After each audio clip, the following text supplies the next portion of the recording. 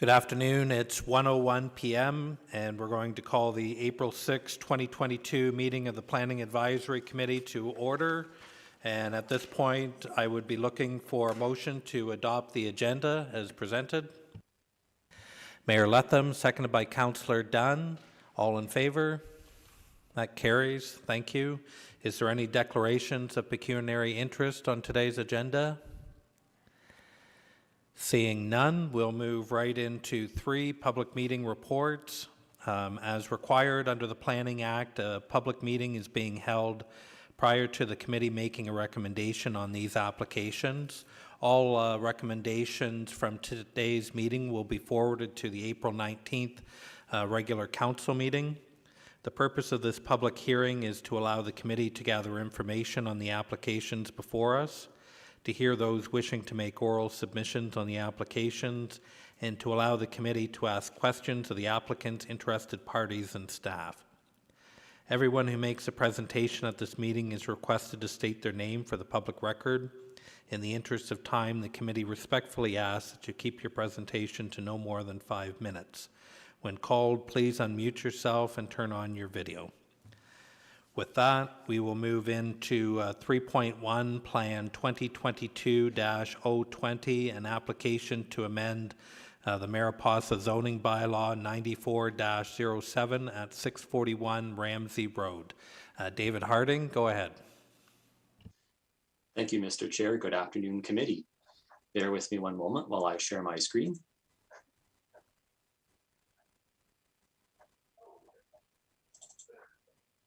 All right, so the owners are Steve and Carol Kelly, and the applicant is Bill Reeser.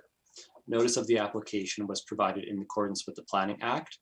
All registered property owners within 500 meters of the lot were provided notice of the application, and a sign was posted on the property by the city's sign company.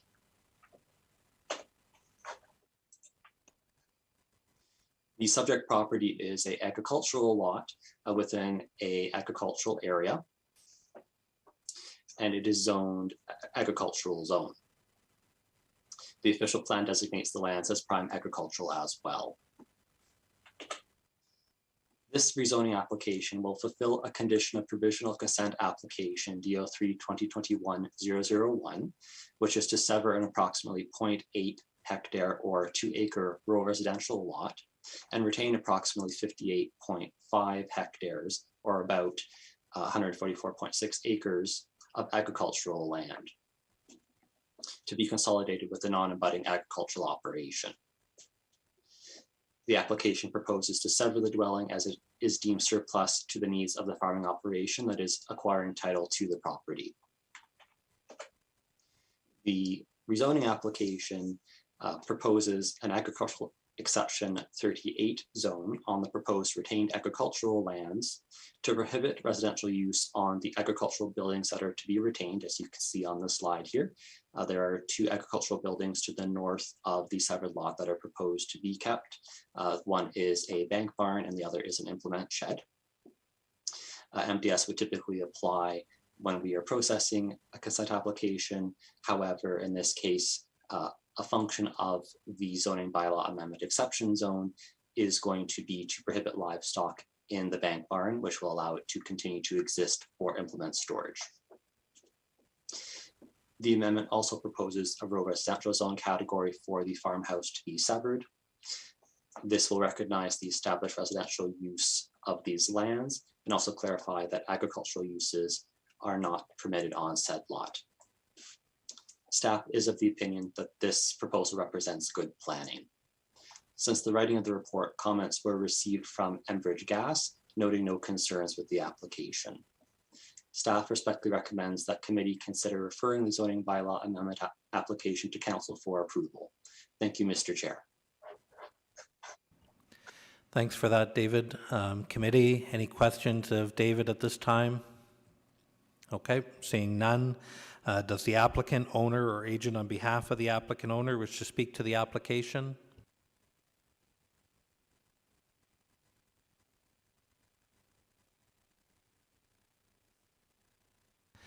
Go ahead, Bill. Oh, you're on mute, Bill. Yes, good afternoon, Bill Reeser. Thanks for this opportunity. We have rented this farm for the past 15 years, producing hay, corn, and soybeans for our dairy herd. It is an important part of our farming business, and we greatly appreciate this opportunity. Thanks. Thanks. Any questions of Mr. Reeser at this time? Okay, seeing none. Does anyone wish to speak to this application? Is there anyone from the public wishing to speak to this application? Calling a third and final time. Anyone from the public wishing to speak to this application? All right. We'll move right to 3.12. There's a recommendation. Councillor O'Reilly. Thank you very much, Mr. Chair. I move the recommendation report and amend the Mariposa zoning bylaw 94-07 at 641 Ramsey Road, Kelly, be received that the zoning bylaw respecting application D06 2022-03 substantially in the form attached as Appendix D to Report Plan 2022-020 be approved for adoption by council, and the mayor and clerk be authorized to execute any documents and agreements required by the approval of this application. Is there a seconder for that motion? Wayne Brumwell. Any discussion? Seeing none, calling the question. All in favor? That carries. Thank you.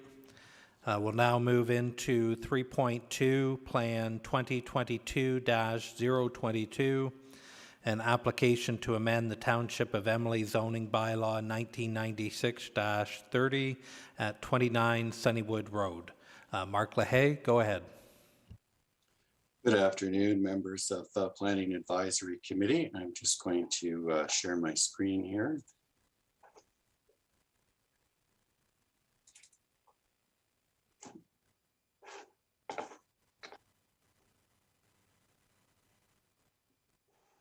Everyone see that? Okay. So notice for this application for zoning bylaw amendment was given to each assessed landowner within 500 meters and all applicable agencies and departments, and a sign was posted on the property in accordance with the Planning Act. The subject property is located in a rural agricultural area northeast of the hamlet of Downingville and southeast of the hamlet of Dunsford on the northeast corner of Centerline Road and Sunnywood Road. The subject property has an area of approximately 40 hectares or 99 acres and contains a barn where calves are housed from time to time for a dairy operation to the south, and also contains a single detached dwelling and shed located in the south central portion of the property with driveway access from Sunnywood Road. Corn is cultivated on the majority of the property, being about 75 acres, while the northeast portion of the property is mostly woodland and natural area. The owner has applied to facilitate the establishment of a private school as a secondary use to the farm operation on the northwest portion of the subject land. It comprises an area of approximately 0.82 hectares or 2 acres in size, with access proposed from Centerline Road. This is to support the local Old Order Mennonite community. So the application proposes to amend the agricultural zone to an agricultural exception zone on a portion of the subject land to permit the proposed use. Various documents and plans were submitted by the applicant in support of the proposed amendment, including an agricultural impact assessment indicating that agricultural land impacts are minimized as a nominal amount of agricultural land is being used, and with no negative compatibility issues with surrounding agricultural operations being anticipated. There were also MDS calculations that were provided and calculated in relation to existing barns within the review area, and the report concluded that setbacks are met.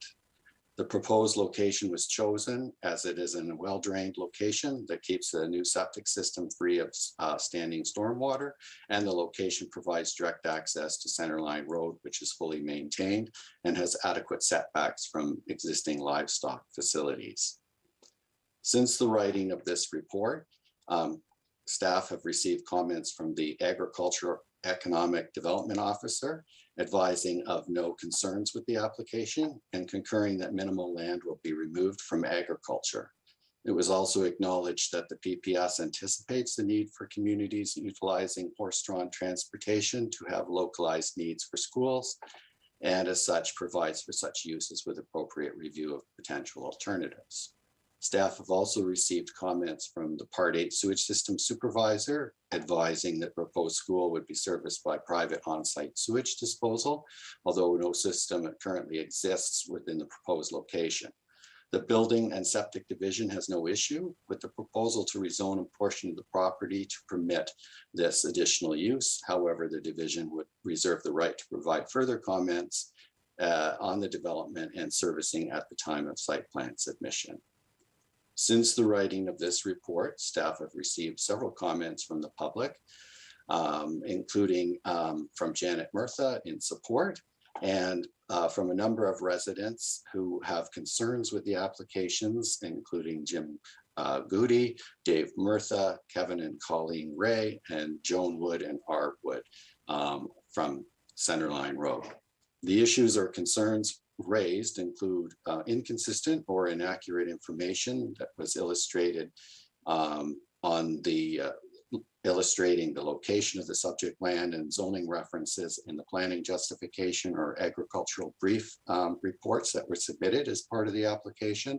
I have since understood that the agricultural briefs consultant's report has been amended and does not affect the outcome or the conclusions. Other issues or concerns included proximity to existing rural residential lots and driveways with potential for additional congestion and safety hazards with horse-drawn buggies, as well as noise, loss of privacy and property resale value, concern with water levels and quality for surrounding residences, and an on-site sewage system for the proposed use. A hydrogeological investigation should be completed to confirm rather existing capacity and potential groundwater impacts. And there may be other potential locations on the subject property that are available for the proposed use that would not negatively impact the closest 5 neighboring properties near where the use is currently proposed. The application is being further evaluated for determining conformity with the policies of the growth plan and the policies of the city's official plan, as well as consistency with the provincial policy statement, including the direction provided by the OMAFRA guidelines on permitted uses in Ontario's prime agricultural areas. The PPS specifies criteria that permitted non-agricultural uses in prime agricultural areas are limited to limited non-residential uses. The land does not comprise a specialty crop area. The proposed use complies with the minimum distance separation formula. There's an identified need, and there are no reasonable alternative locations avoiding prime agricultural or lower priority agricultural lands. In addition, the PPS specifies that impacts from any new or expanding non-agricultural use on surrounding agricultural operations and lands are to be mitigated to the extent feasible. In consideration of the comments and analysis that's contained in this report, including comments that have been received from the public, staff respectfully recommends that the proposed zoning bylaw amendment application be referred back to staff for further review and processing until such time as comments have been received from circulated agencies and city departments, and any comments and concerns have been addressed. Thank you. Thanks for that, Mark. Committee, any questions to Mark at this time? Mayor Latham? Hi, Mark. Thanks for that. A couple quick questions for you. Are we asking for a a water study? Are we asking for a hydro-G study? Because I noticed in the comments that we don't traditionally do that, but in this case, with some of the concerns, are we looking at that? This was not a requirement that was identified through the pre-consultation process, but it is something that we could look at further in consultation and discussion with the applicant. Okay, and just for my clarity, some of the drawings, it's hard to when I look at that drawing, it looks to me like they're proposing, halfway up the property off Centerline is the school, with the ball diamond up in the corner by the residences, but a lot of the neighbors are suggesting that the school is going to be right in that corner abutting some of the residences. So I mean, this is not right in the corner, and have they looked at other locations? Is there a reason why it has to be in this location? It can't be down in the, reverse that picture and pull the ball diamond down to the south corner? Have they looked at other locations, do you know, or is that a question for the applicant? Yes, that, through the chair, Mr. Mayor, yes, this is something that should probably be posed to the applicant. I'm not sure if other locations on the property were considered at this time. This is the only location that I'm aware of that have proposed through their submission. Okay, and just my comment, Mark, that I do think with some of the concerns raised, wherever it's located, we should probably consider a hydro-G study just to put everybody's mind at ease. I know that's not, I know there's a cost to that, but you know, we certainly don't want to have an impact on existing wells and septics as well. So that's just my opinion, but I'll leave it at that. Thanks. Any further questions from the committee to Mark at this time? Councillor Seymour Fagan. Thank you, and through you. Hi, Mark. I'm just wondering, so this isn't, we've got another, so is this accessory use on farmland, or is it a community facility on farmland? And is this normally done? Because I thought we're supposed to be protecting our agriculture. Through the chair to Councillor Seymour Fagan, this is an additional use that's been proposed as a secondary use. In terms of evaluation, we want to obviously, preserve and protect as much of the prime agricultural land as possible, and that's why an agricultural brief was requested for submission as part of the application to evaluate and demonstrate that agricultural impacts, are minimized, and that only a nominal amount of farmland would be used for this particular purpose. Yes, it would be an additional use secondary to the farming operation on this property. Okay, thank you. So the secondary uses, is this what's come forward in the planning policy in the last few years? Because we didn't see this before. Yes, so through the chair, this particular use is considered, is being evaluated as a secondary use for this proposal on the site. Like I said, we do have to evaluate it in terms of the number of criteria that's available to us through the OMAFRA guidelines, as well as our own policies and in consideration of the PPS. So that evaluation is ongoing. Is there any further questions of Mark at this time? Okay, seeing none. Does the applicant, owner, or agent on behalf of the applicant owner wish to speak to the application? Good afternoon, committee. It's Tom DeBoer with TD Consulting on behalf of the owner. I am the applicant for this file. I'd be more than happy to answer all the questions that have been posed both by the public as well as the members of the committee and staff. First, I'd like to introduce the project a little bit. The Mennonite community in this general area is finding an expansion, like most people, to be problematic in terms of housing as well as their educational facilities. Thankfully, they do have enough resources to accommodate their self-contained schooling processes as well as others. There currently is a small school operating on this property already. It's actually housed in the existing house. Through no planning other than reality, they've outgrown that resource and would like to build a new school to house the children of their community within the western limit of the city of Kawartha Lakes in its entirety. Typically, they are coming to and fro the school via horse and buggy. So travel distances have to be considered in this process as well. In turn, the selection, and going back to some of the questions I've heard already, the selection of the location is twofold. One is to maintain the required MDS separation from the livestock barn that currently exists on the property. Secondly is to minimize the impact on the agricultural resource by taking out a corner of the property as opposed to a portion in the middle of the property, which would be problematic for the balance of the farm field going forward. And I know Mr. Lehay had provided the drawing of the site plan. There may be some confusion on that site plan, but if you look that the property lines are broken, and if Mark, could you put that drawing back on? I just want to sort of pay attention to the actual distances versus the optic that was provided on the sketch. So the actual school building and the area that we're going to be consuming for the purposes of the school and its purposes is approximately 100 meters by 70 meters in width.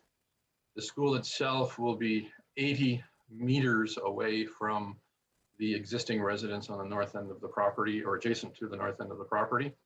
So we've sort of put the recreational amenity sort of open passive space to create a much larger buffer between the existing residents to the north of the property, while maintaining the use of the agricultural resource by minimizing the impact that this proposal is going to be doing.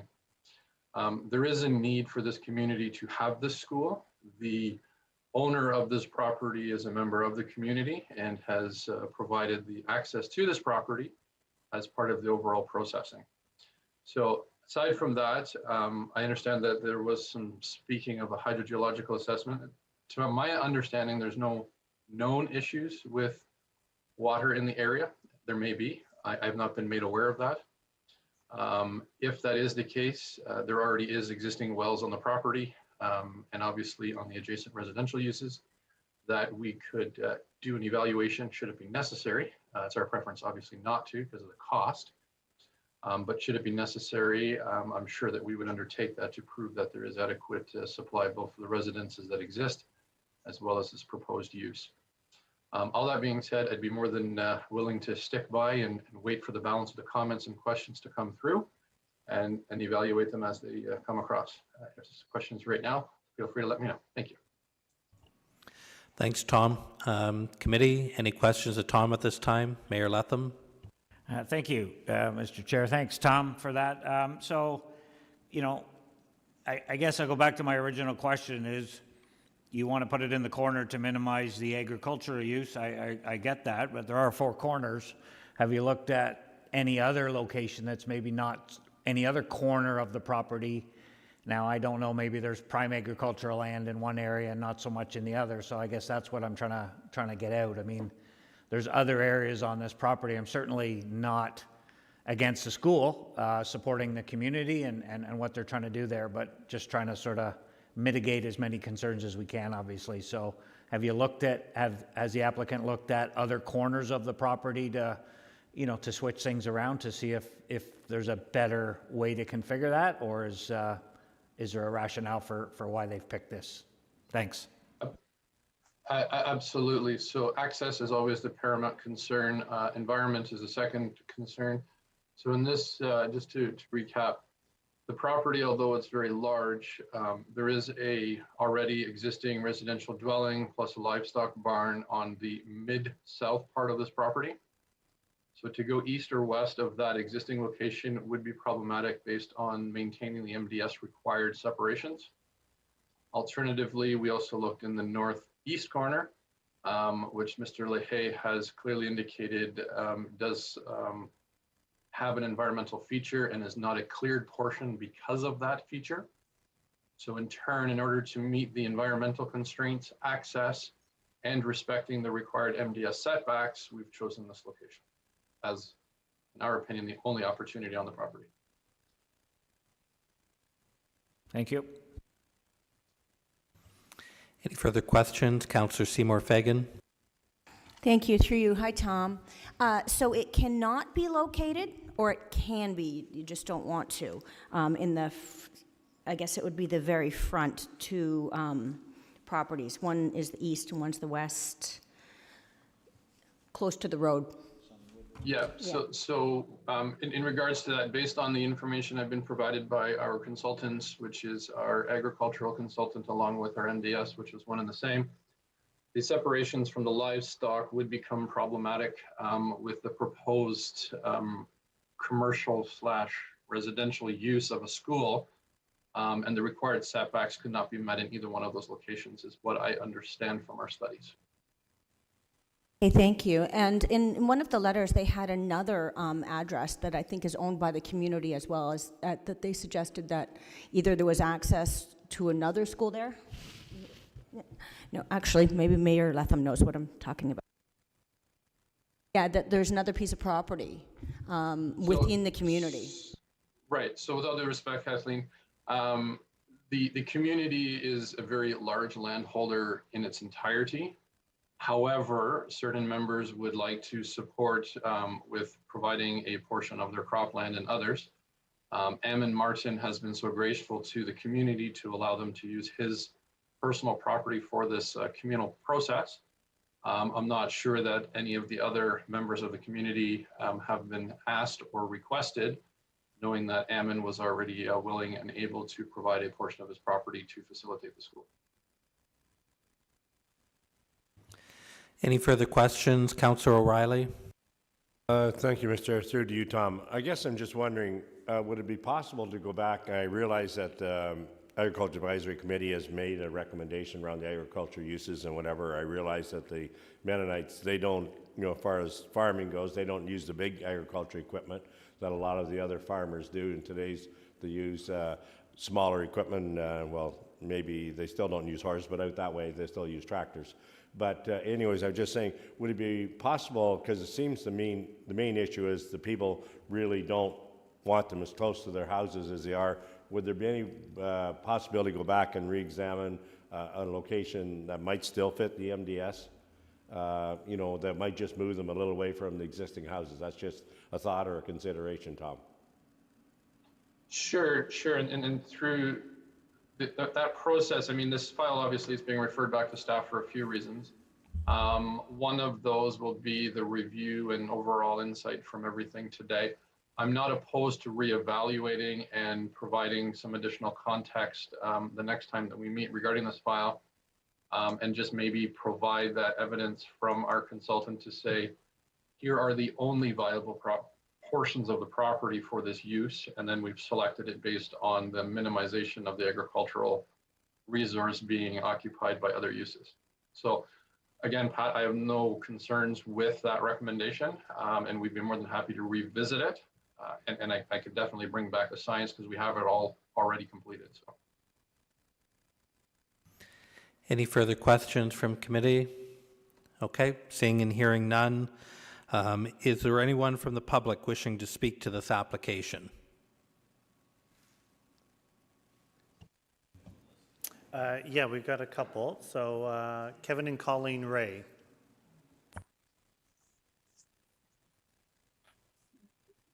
Good afternoon, everybody. Can you hear me there? Yep, we can. Go ahead. Okay, perfect. So my name is Kevin Ray, and I'm here with my wife Colleen. So we live at 1006 Centerline Road, which is the property that is just north of the proposal. So we had put in some concerns in writing. I'm not sure if that was shared with everybody in council there. I think we'd shared it yesterday, but we kind of had three concerns for this. The first concern, obviously, I think we've talked about that hydrogeological study. There is some concern with water in the area.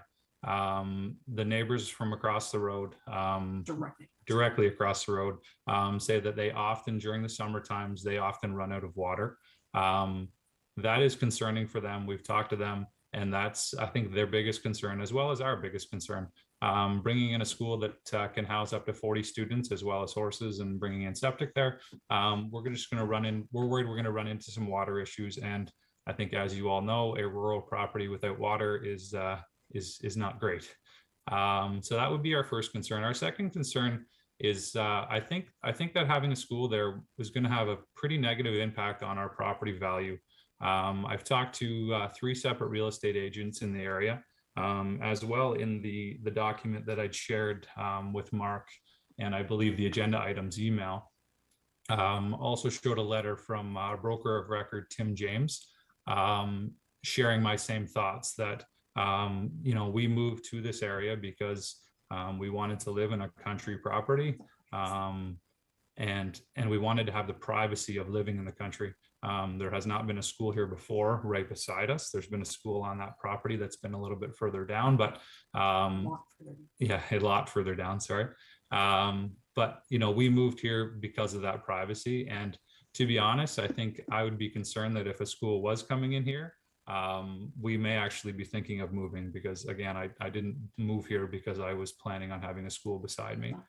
My problem with moving is that, you know, this process has started, and like Tim James said in his letter there, I would worry that that's going to impact the amount of potential buyers that might be coming to our house in order to buy, which then can decrease our property value, which means that's money out of my pocket because we put a school in beside us.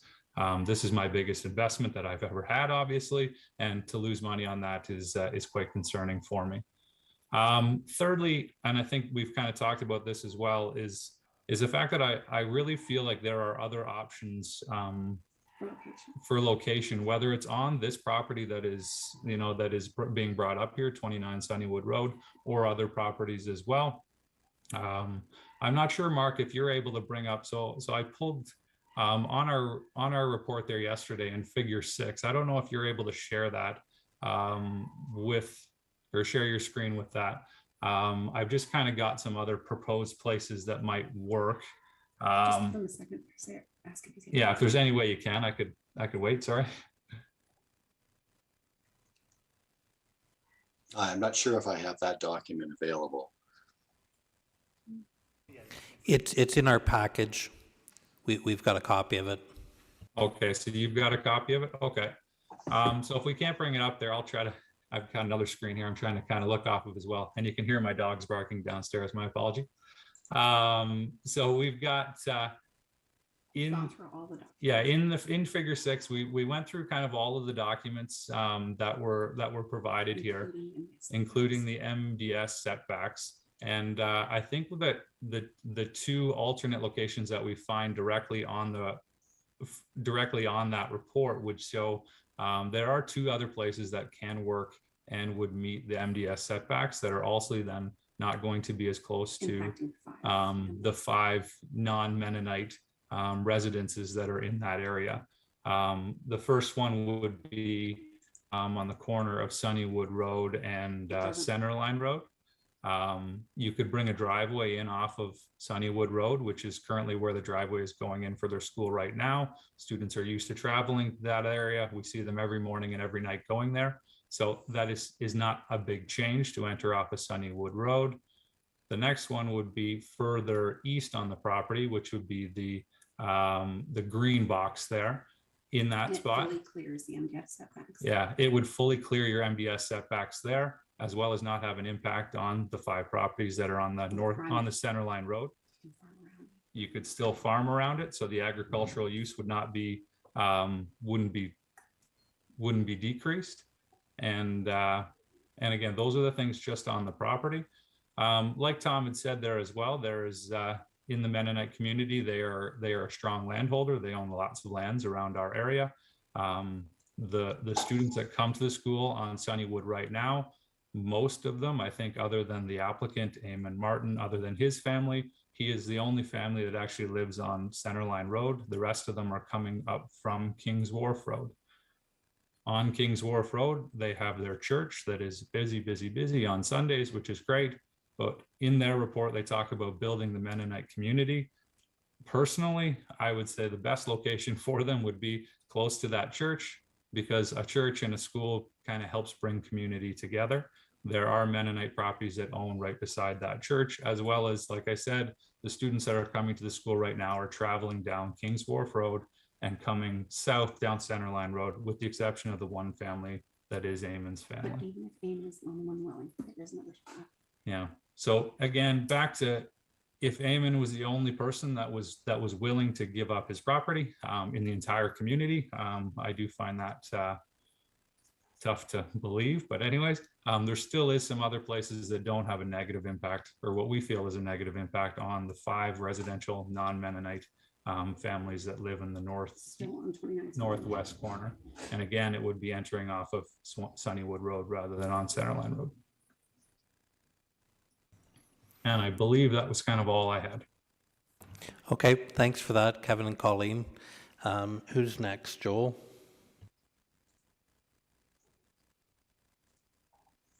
We had Harvey Horst on the line on telephone. Press *6 to unmute.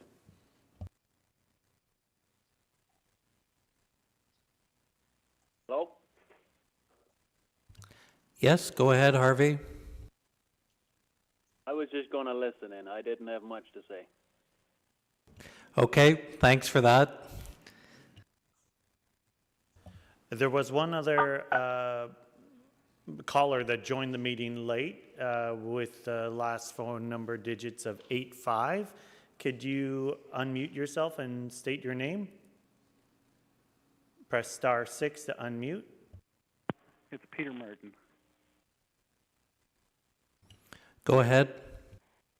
Yes, I don't, I'm in the application myself, or part of it, I should say, part of the committee that is applying for this, and I didn't necessarily wish to speak today, but I could clarify a couple little issues with the location. One, there's a bend in Center Road right at the corner at Sunnywood, and visibility there, school children coming out of the school would not be the best with traffic. That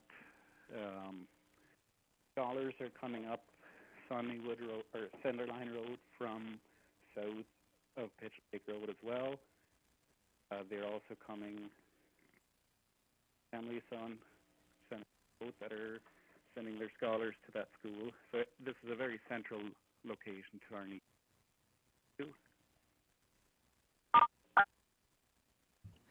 Thanks.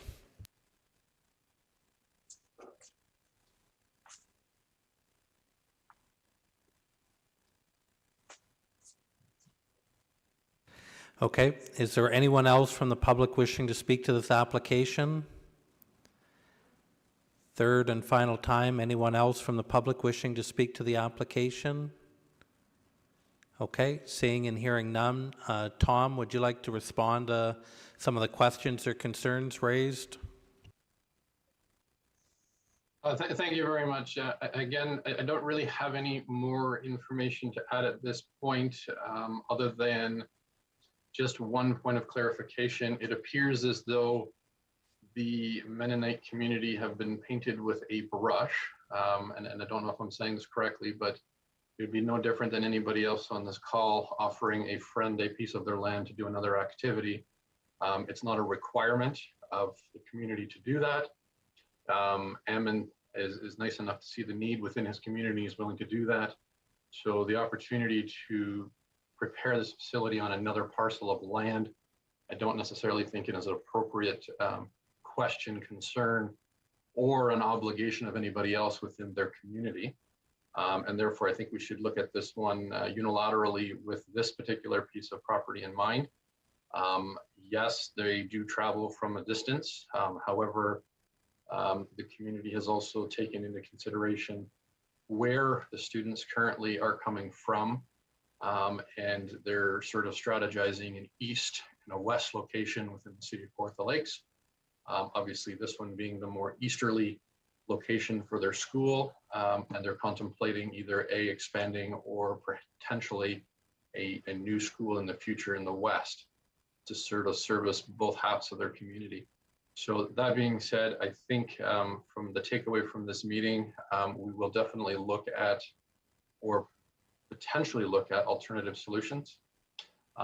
During the conversation, there was an additional problematic concern in the southwest corner, where we're also dealing with a potential environmental constraint there as well. Just looking at the GIS mapping from City of Kawartha Lakes, it does show that it's regulated by a conservation authority. We would have to investigate that to see if there would be any negative environmental impacts in that general area.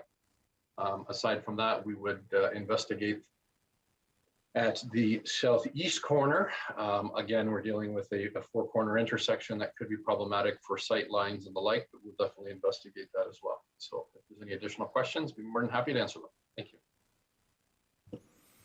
Thanks, Tom. Any further questions of committee? Okay, seeing none, there's a recommendation in your package. What is committee's wishes? Mayor Latham? Thank you. I'll give you the motion here, that report plan 2022-022, part of Lot 14, Concession 13, Geographic Township of Emily, City of Kawartha Lakes, identified as 29 Sunnywood Road, Martin, D06-2022-005 be received, and that the application respecting the proposed zoning bylaw amendment be referred back to staff until such time as all comments have been received and addressed from all circulating agencies, city departments, and the public, and for further review and processing. Thank you. Is there a seconder for that motion? Councillor Seymour Fagan. Any discussion? Councillor O'Reilly? Oh, you're ahead of me.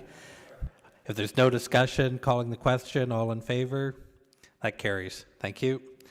All right, at this point, this concludes the public meeting portion of today's agenda, and we'll move into number 4, deputations, and 4.1, Diana Kay from DM Wills Associates with regards to 6.1 on our agenda. Go ahead, Diana. Thank you, Mr. Chair. Through you, thank you everyone for having us here today. My name is Diana Kay, and I am a consulting planner from DM Wills Associates Limited in Peterborough, and acting on behalf of Elm Developments on the zoning bylaw amendment and plan of subdivision applications in support of the Arizona Heights Phase 2 development. Also with me today is Chris Proctor-Bennett, lead stormwater management engineer on the project. So our presentation today will provide an update on the project since the public meeting that happened this past December. Our team has had the opportunity to discuss and address the concerns raised by the public from that December meeting. Specifically, the concerns were related to drainage, municipal servicing, density, parking, and vehicular traffic and headlights. So regarding drainage, as I mentioned, Chris Proctor-Bennett, our stormwater engineer, along with city staff, met with some of the residents on site to discuss the existing drainage issues and the anticipated drainage flows as a result of the development. And from that meeting, I can confirm that drainage and vehicular headlight concerns were discussed and addressed by our team, and that we will continue to work on these items through detailed design as required under the conditions of draft plan approval. The one item of concern that still remains for residents, however, along the north side of Big Street is parking. So first, I want to reiterate and clarify that the development does meet and in some cases exceed the parking requirements that are provided and required under the zoning bylaw. This development must have a minimum of 2 parking spaces per unit, and I can confirm that each unit on the development plan has been designed to accommodate at a minimum 2 parking spots. And in some cases, 3 parking spaces per unit is provided. And this includes parking on the driveway and in the garage. There is no lack of parking. We do not need or have requested a reduction in the parking, and this development complies with the off-street parking requirements as provided in the zoning bylaw.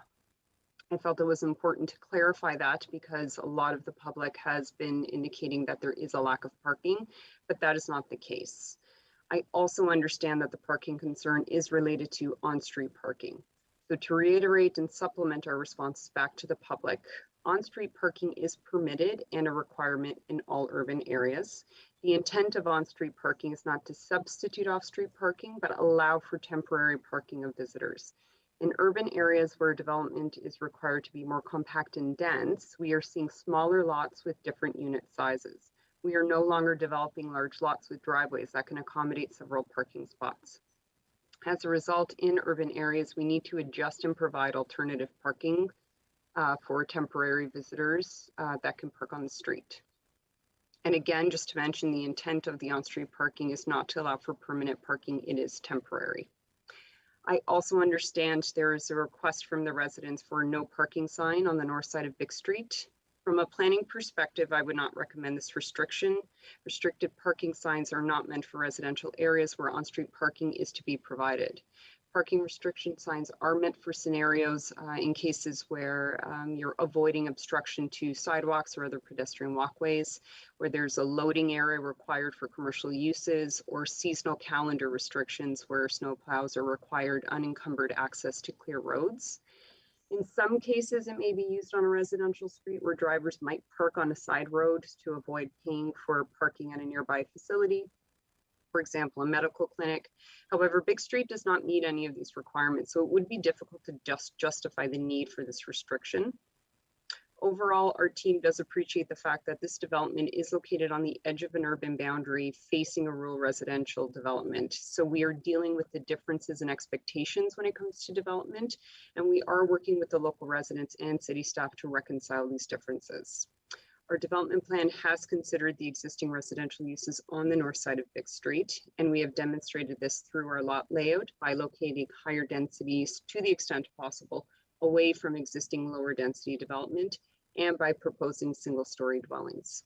Additionally, our team will continue to consider the impacts of our development on the neighboring homes through our landscape plan, which is required under the site plan approval process in support of the townhouse blocks, and through the detailed design process. In the end, however, we still need to develop and treat this site as an urban development because it's within an urban area. So with that said, at this time, I would like to provide that our team concurs with staff's recommendation today and respectfully request that committee consider our comments and approve the zoning bylaw amendment and the draft plan conditions that will be presented by Mr. Walker later today, and that Mr. Proctor Bennett and I will be available for any questions. Thank you. Thanks very much, Diana. Committee, any questions of the deputant at this time? Councillor Seymour Fagan. Thank you, through you. Hi, Diana. This actually is my ward. So I have an email just right in front of me now where the concern is putting the sewer line down the north side of Bick Street, that it would remove 5 large trees and possibly destroy the residents' septic system.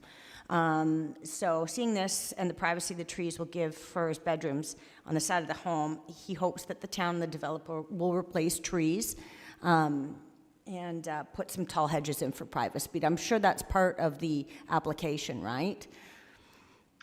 Through you, Mr. Chair, the intention is to urbanize all of Big Street. However, I am going to refer it over to Mr. Proctor Bennett, specifically with respect to the engineering. We do have conditions of draft plan approval through the city's engineering department, so I'll let Chris speak to that. Thank you, Diana. So with respect to servicing on the north side of Bick Street, in our previous application, we had shown the services on the south side. However, comments received from city staff indicated that there may be value to having them on the north side, depending on when and if existing residences were to connect to those services at some point in the future. So that hasn't been finalized and will be something that gets fleshed out over the course of the clearance of those draft plan conditions. We, as a consulting team and with the developer, are in support of having the services on the south side of the road, but we will follow the city's lead with respect to where that should be located. As for landscaping, our landscaping plan will be part of the clearance of the draft plan conditions. We have a condition listed within the draft plan to provide for screening or road adjustments to ensure that headlights from the proposed roadways aren't going to interfere with the windows within the existing residence on Bick Street. And similarly, we will look to provide opportunities to enhance the landscaping features within that boulevard as we urbanize Bick Street. Okay, thank you. And has anybody addressed some of these concerns? You said that you've been speaking with some of the residents there. I've only received a couple of emails on this. They are concerned, I think, because it's a new development going in their area and they're used to rural. So the things like the trees, when the large trees are being removed, will you replace it with new trees? So certainly, if the trees are required to be removed for the urbanization, the landscaping plan would include new tree plantings. Obviously, you can't replace a mature tree that's been there for an extended period of time with a new planting, but the landscaping plan would reflect that if that was needed to be the case. But again, our preference is to preserve as many trees as possible, and that will ultimately depend on the location of the services. Okay, thank you very much. Any further questions of the deputants? Seeing none, can I get a motion to receive the deputation? Mayor Letham, seconded by Councillor Seymour Fagan. All in favor? Motion carried. Thank you. That brings us to correspondence, and I believe there are none. So then item 6, regular and returned reports. 6.1, Plan 2022-021, application to amend the Bob Cajun zoning bylaw. 16-78, together with a draft plan of subdivision at 63 Dunn Street, Bob Cajun, Elm Bob Cajun 2018 Inc. Ian Walker, go ahead. Thank you. Through you, Mr. Chair. Just going to share my screen here, presentation. Okay. So this is as noted in the last deputation. This is the returning meeting for the subdivision on Vic Street, known as 63 Dunn Street. It's a phase 2 Arizona Heights. Since preparing the report, I'm just going to skip ahead here to the next slide. We have, since the original application, there are a couple minor changes here. One noting that the street name is now changed to Lachlan Court from, it had previously been Tuscan Court. And again, this plan here has not changed, but shows the previous name here. But again, the built form has not changed since the previous consideration that PAC had seen back in the December 1st Planning Advisory Committee meeting. So we are still looking at 6 singles here being the pink houses, semis being the purple and the green, and then the townhouse blocks being the blue ones here.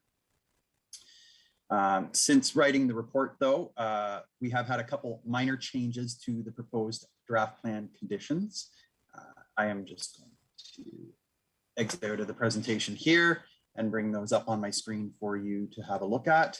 A copy has been also placed in your packages as well. So I'm just going to go over those quickly right now. So condition 19 has been revised, and this is over here on the right side of the screen. The red text here, based on one of the public concerns that was brought forward, was the fact that sidewalks are going to be put into this development, but those sidewalks, as they got out to County Road, former arterial road there, 49, is that there would be no sidewalk between there and the existing connection further south. So the engineering condition has been revised to now include a sidewalk on the west side from where the existing sidewalk ends up to this development, which is a condition that would be fulfilled through the draft plan conditions. So that's condition 19.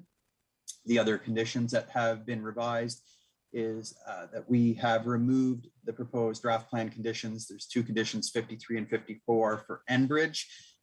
So by removing those, everything else is of course renumbered after that. And on that basis, then a couple minor changes to the clearance conditions. Planning now includes 45, and we've changed 62 to be number 60. In terms of emergency services, it changes from 60 to 58. And for tax and rev, it changes from 61 to 59. And we've removed the clearance condition for Enbridge. And the Canada Post conditions as well here have changed now to be 53 through 57 as opposed to 55 to 59. And then the only other change to the draft plan conditions is to remove Enbridge as a clearance agency on this.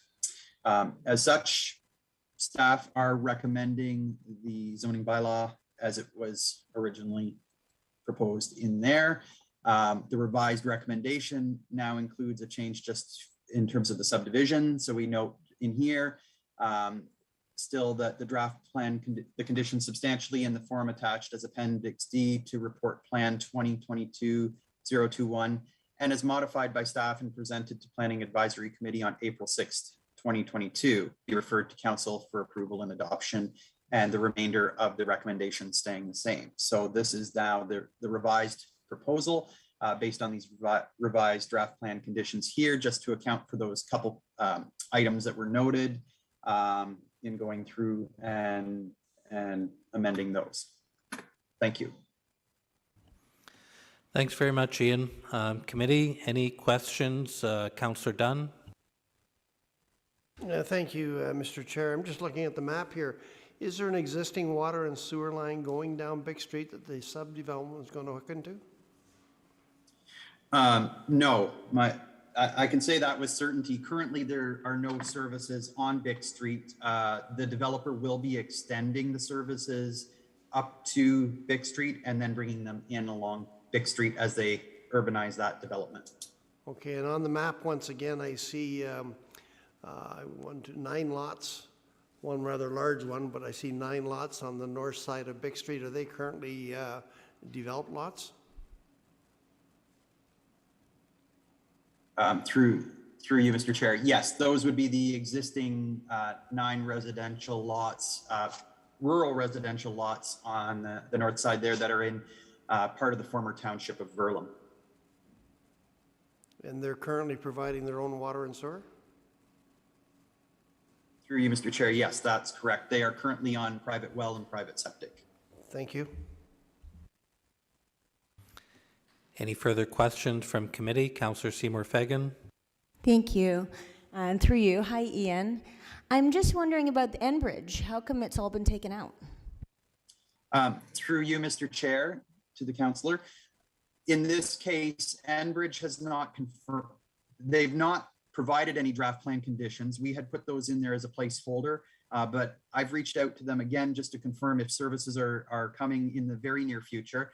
If the services are forthcoming and they do advise us that perhaps those services will be coming to Bobcaygeon within, say, the next year or before this development builds out, we will still have an opportunity to work with the developer to ensure that Enbridge can get in there and install those services. The main thing would be that we'd like to see those services certainly go in before the final coat is put on top of the road, perhaps, but that may or may not be achievable. We don't want that to delay this development either. So those have been removed at this time. However, I would certainly think that the developer would see that as a benefit to having those services installed for the future homes here if the opportunity does arise. So we can still wait and see what Enbridge comes back with, but at this time they have not provided any commitment that they'll be coming. So, Mayor Latham. Yeah, thanks, Ian. So I know you're not an engineer, and I will double down and say I'm certainly not an engineer, but what was the rationale again for the developers proposing services on the south side of Bick Street?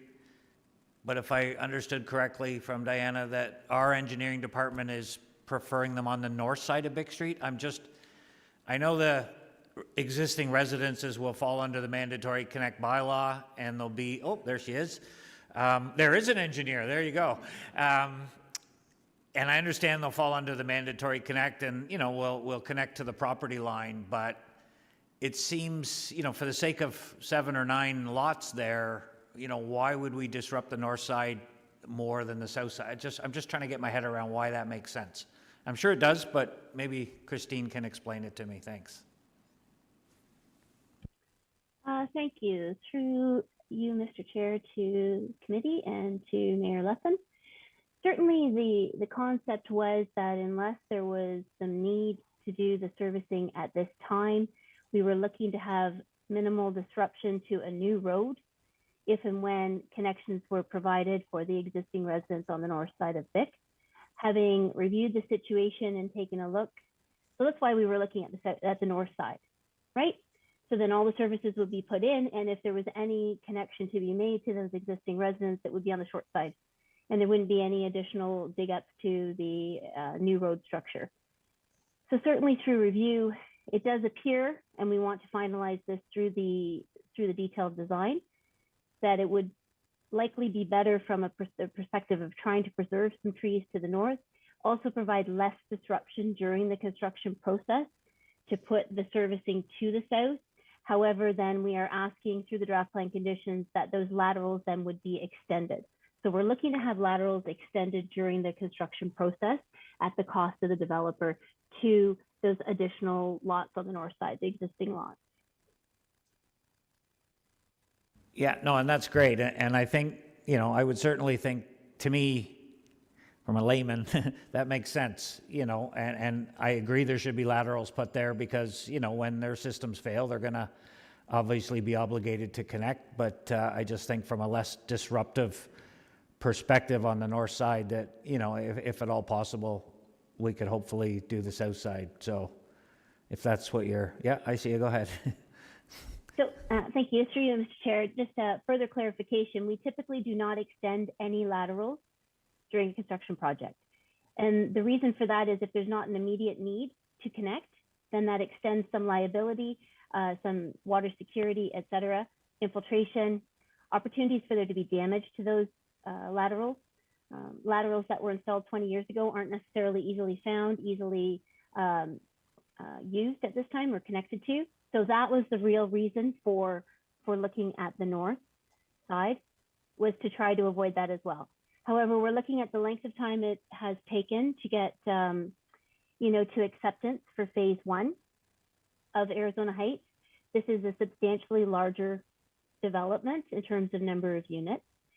So we're anticipating it will be quite a while before we were at a point where we would be able to even assume Big Street. And certainly there'll be quite a time before the services would be accepted. So we've also asked the development team through their engineers to review with the existing residents on the north side of Vic what their potential timelines for connection might be. And speaking with some of the residents, certainly their systems have been there for the majority of the time the house has been there.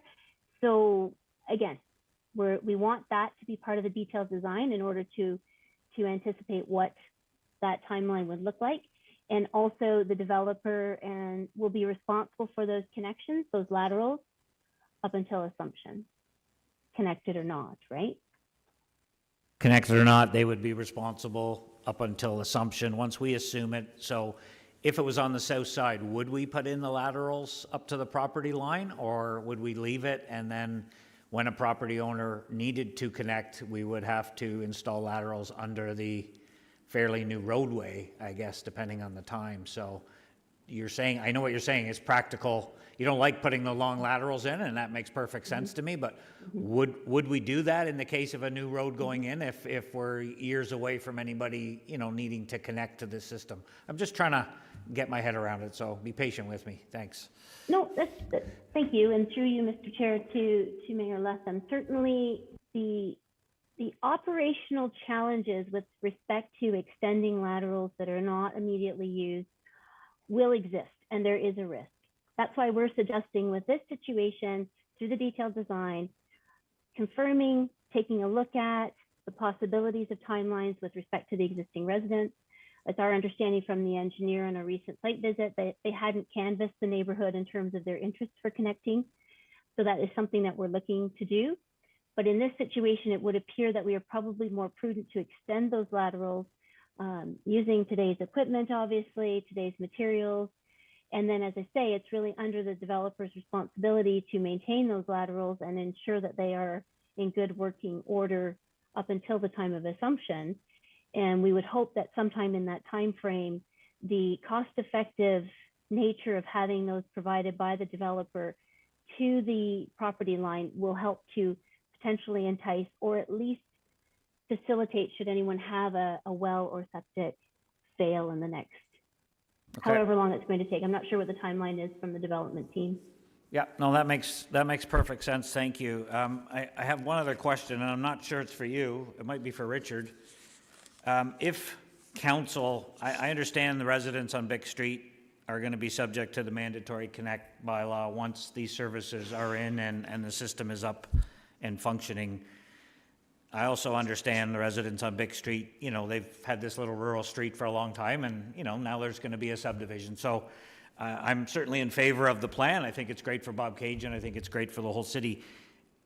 Should council wish to exempt the residents on Bick Street from the fees of the mandatory connect bylaw as a way of saying, we recognize, what your neighborhood's going through, still part of the mandatory connect bylaw, but waive that $50 a quarterly fee as a way of saying, hey, we get it. Should council wish to do that just for those 7 or 8 lots on Bick Street, where would council have that discussion? I'm not sure it's part of this agreement. Is that a totally separate thing that could be brought forward by council, or is that something that could be brought forward as part of the agreement here? Does that make sense? Through the chair to the mayor, it could be done either way. It may make more sense to have the discussion sort of as part of this, because that way at least it gets wrapped into the whole discussion, and then the residents know exactly what council's wishes, and then so does the developer as well. So what would and I don't know how everybody else feels. This is just me thinking, what would we add to this to sort of put that as a proposal that, you know, they will be subject to the mandatory Connect bylaw, but that we're recommending that they be a waiving of the fee that goes along with that until they're obligated to connect. Their system fails as part of the bylaw. Where would that fit into here if we wanted to add that, if I wanted to add that? Through the chair to the mayor, we would probably put it in as a recommendation. So come back with wording to you for the recommendation, and just add it into the recommendation. Then that would go forward to council in a couple of weeks, and then that would be part of the decision for the development as a whole. So just recommend that as a recommendation with today's approval, if this gets approved, and then that would be added to the recommendation coming to council in 2 weeks, is that? That's correct, yes. Okay, thank you. Councillor Dunn. Yeah, I want to thank the mayor for picking up on my concern. He's nailed the question that I was going to ask, and I'd probably ask again at council. I'm excited at the fact that we've got a development going on. Anytime they want to build houses in my community, I get excited about that, because the more we build, the less houses we need. And so I think it's a great idea. I'm excited about the development, but I was concerned about the mandatory hookup bylaw. So I think that answers the question. Thank you. Councillor O'Reilly. Thank you. Through to Christine, on the moving of the sewer from the north side to the south side, obviously, have you had discussion with the developer? And does the developer have any say if he decides he doesn't want to do that? Or do we hold all the cards? Through you, Mr. Chair, certainly the development team, as was discussed, proposed it on the south side, and you typically would put the services where the mains closer to the location of the laterals, right? So in essence, we're also protecting for the corporation in the long term from a capital perspective. When we go to replace, we won't have as many long service laterals either, right?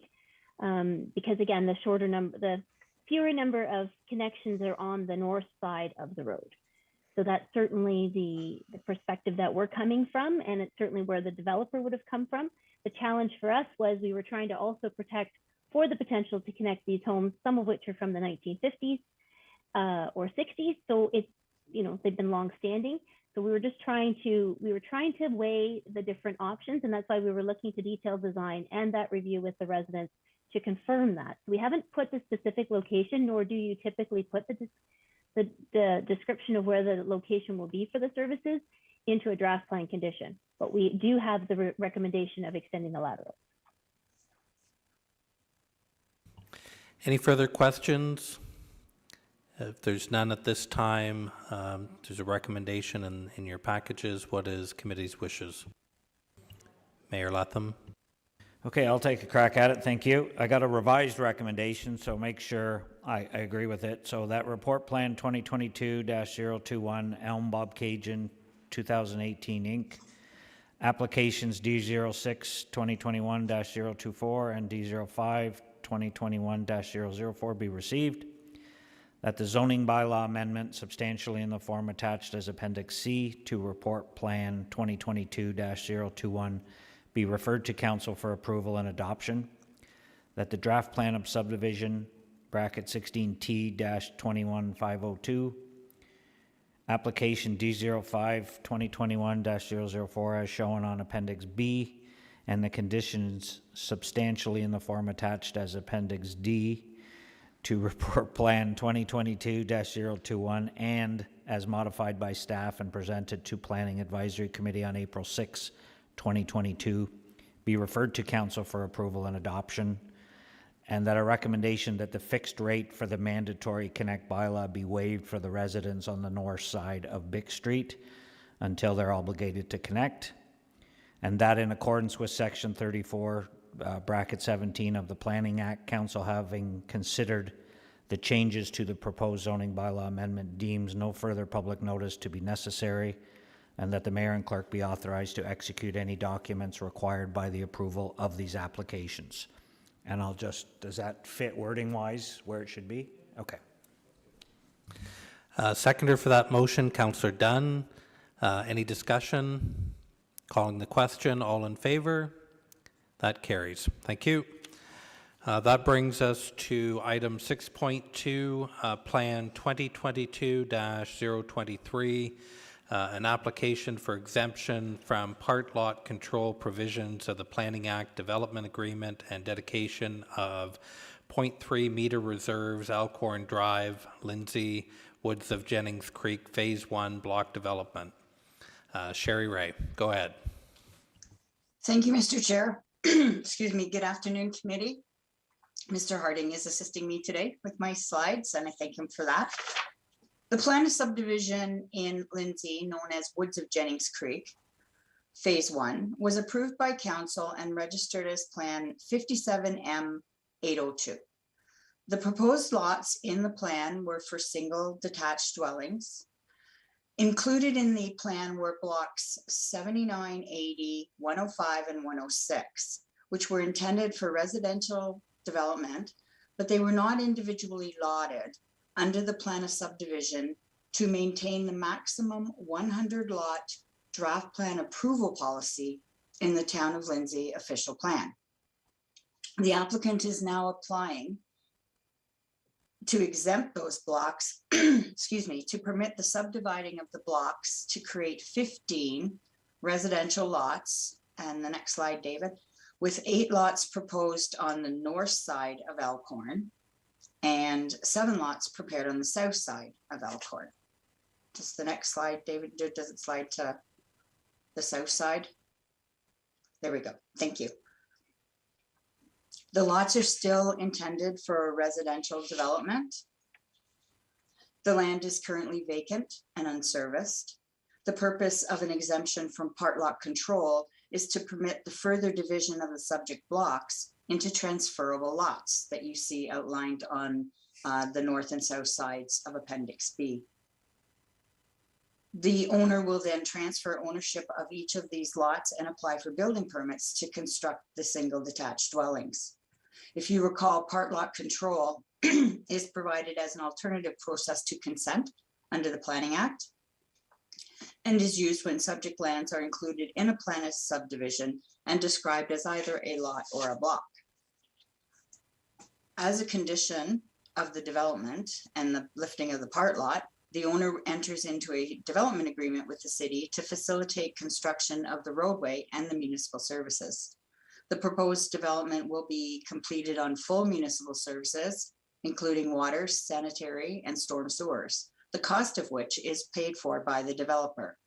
And we've attached the development agreement as Schedule C to the staff report and made the recommendation substantially in the form of, as we continue to work with the developer on a few remaining outstanding details. I'll also draw your attention to block 108 and 109 on the north and south sides of Alcorn Drive.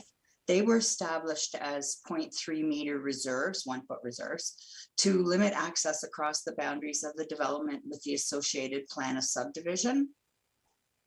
It is necessary to lift and dedicate those portions of the blocks as public highway to permit legal access to the lots being created.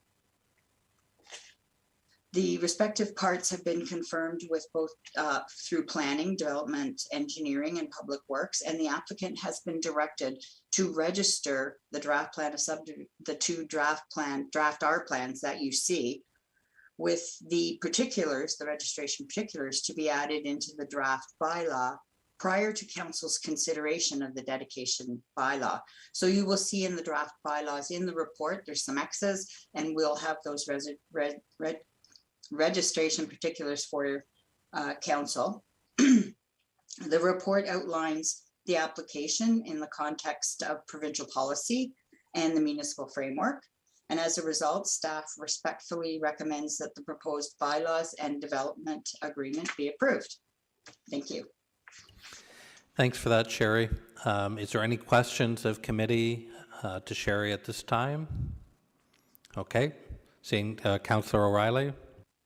Thank you, Sherry. I think maybe the last time this came here, I do believe there was some concerns from the citizens about the makeup of the new blocks. I think they're mostly single-family residential up there, and I think there was some concerns about they didn't feel as though that. I don't think it was a huge concern. Is that not this one? I think through the chair to the councillor, that might have been Woods of Jennings Creek Phase 2. Okay, I'm sorry. The development's had its public meeting, and we are working with development engineering and the applicant to address those concerns. And it is anticipated we will have that those files back to you in the near future. Thank you. Sorry about that. Yeah. Okay, any further questions? Okay, seeing none, what is committee's wishes?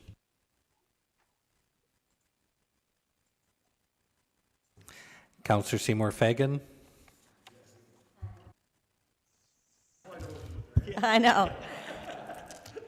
There we go. Okay.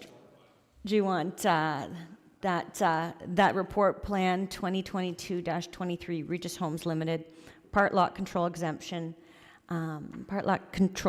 request application D05-2021-003 be received, that the development agreement for Regis Homes Limited substantially in the form attached as Appendix C to report plan 2022-023 be approved by council, that the two bylaws substantially in the form attached as appendices D and E respectively to report plan 2022-023 be approved and adopted by council, and that the mayor and clerk be authorized to execute any agreements, bylaws, and documents required by the approval of these plans.